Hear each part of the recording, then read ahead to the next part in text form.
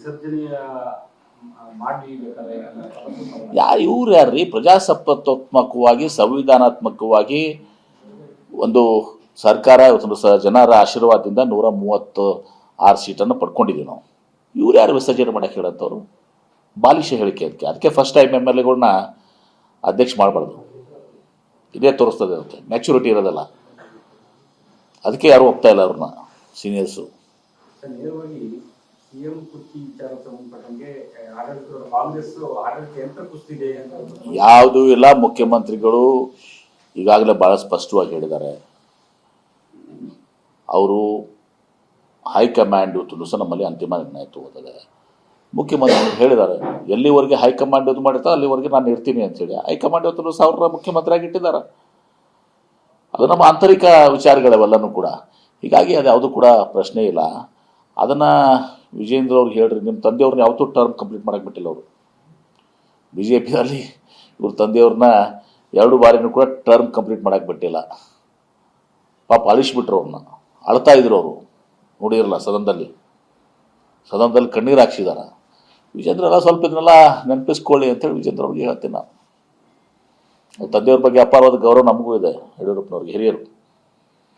Sir ಅದೇ Jimmy Ram ಅವರು sir ಅವರು ಯಾರು ಬದಲಾಯಿಸಕ್ಕೆ ಸಾಧ್ಯ ಇಲ್ಲ, 5 ವರ್ಷ ಸಿದ್ದರಾಮಯ್ಯ ಇರ್ತಾರೆ ಅಂತ ನೋಡಿ, ಸಿದ್ದರಾಮಯ್ಯನವರೇ ಸ್ಪಷ್ಟಪಡಿಸಿದ್ದಾರೆ, ನಮ್ಮಲ್ಲಿ ಹೈಕಮಾಂಡ್ ಅಂತಿಮ. ಇವತ್ತು ಹೈಕಮಾಂಡ್ ಎಲ್ಲಿವರೆಗೆ ನನಗೆ ಬಯಸ್ತದೆ ಅಲ್ಲಿವರೆಗೆ ನಾನು ಮುಖ್ಯಮಂತ್ರಿ ಆಗಿರ್ತೀನಿ ಅಂತ ಹೇಳಿದ್ದಾರೆ. 5 ವರ್ಷ ನಾನು ಮುಖ್ಯಮಂತ್ರಿ ಆಗಿರ್ತೀನಿ ಅಂತ ಕೂಡ ಹೇಳಿದ್ದಾರೆ. ನಮ್ಮಲ್ಲಿ ಹೈಕಮಾಂಡ್ ಈಸ್ ಸುಪ್ರೀಂ. ಸುಮ್ಮನೆ ಪದೇ ಅದನ್ನೇ ಕೇಳಿದಾಗ ಅರ್ಥ ಇಲ್ಲ. ಹೇಳಿ ಸಾಕಾಗಿ ಹೋಗಿಬಿಟ್ಟೆ ನಮಗೆ. ಕೊನೆ ಬಾರಿ ಹೇಳ್ತೀನಿ, ಹೈಕಮಾಂಡ್ ಈಸ್ ಸುಪ್ರೀಂ. ಹೈಕಮಾಂಡ್ ಏನು ಹೇಳ್ತದೆ ಅದು ಸಿದ್ದರಾಮಯ್ಯನವರು, DK ಶಿವಕುಮಾರ್ ಅವರು, MB ಪಾಟೀಲ್ರು ಎಲ್ಲರೂ ಯಾರ್ಯಾರಿದ್ದಾರೆ ಒಟ್ಟರು ಕಾರ್ಯಕರ್ತರು ಹಿಡ್ಕೊಂಡು ಎಲ್ಲ ಮುಖ್ಯಮಂತ್ರಿಗಳಿಗೆ ಎಲ್ಲರೂ ಹೈಕಮಾಂಡ್ ನಿರ್ಣಯಕ್ಕೆ ಹೋಗ್ಲು ಬಂದಿರ್ತಾರೆ.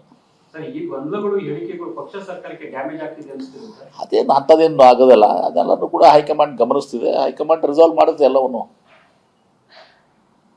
AICC ಅಧ್ಯಕ್ಷರು ನಮ್ಮವರು ಇದ್ದಾರೆ, ಮಲ್ಲಿಕಾರ್ಜುನ ಖರ್ಗೆ ಸಾಹೇಬರು, ಅವ್ರಿಗೆಲ್ಲ ತಿಳಿದಿದೆ.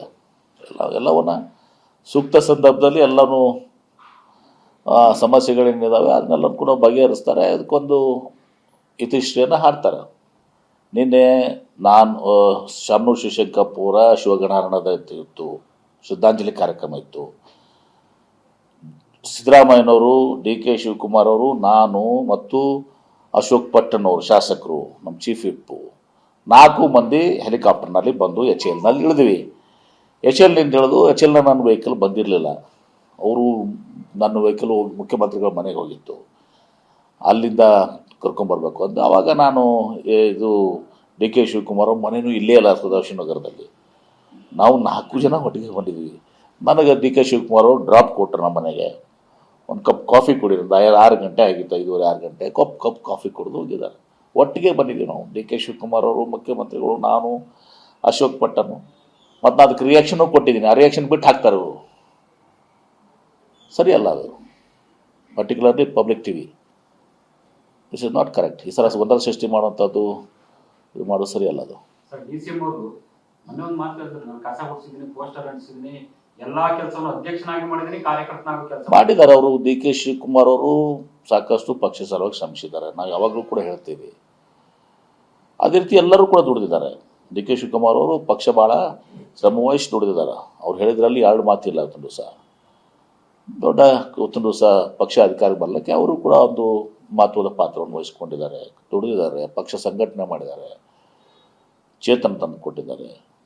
ಸಿದ್ದರಾಮಯ್ಯನವರು ಇವತ್ತು ದಿವಸ ಅವರ ಒಂದು ಜನಪ್ರಿಯತೆ, ಅವರ ಪ್ರಭಾವ ಇವತ್ತು ನಮಗೆ ಭಾಳಷ್ಟು ಸಹಾಯ ಮಾಡಿದೆ.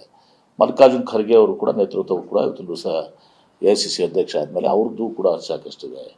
ಇನ್ನು ಉಳಿದಂತೆ ಎಲ್ಲರದ್ದು ಒಂದು ಕಾಂಟ್ರಿಬ್ಯೂಷನ್ ಇದೆ. ಪ್ರತಿಯೊಬ್ಬರದ್ದು ಕೂಡ, ಒಬ್ಬ ಶಾಸಕರು ಹಿಡ್ಕೊಂಡು ಕಾರ್ಯಕರ್ತರು ಹಿಡ್ಕೊಂಡು ಎಲ್ಲರದ್ದು ಕಾಂಟ್ರಿಬ್ಯೂಷನ್ ಇದೆ.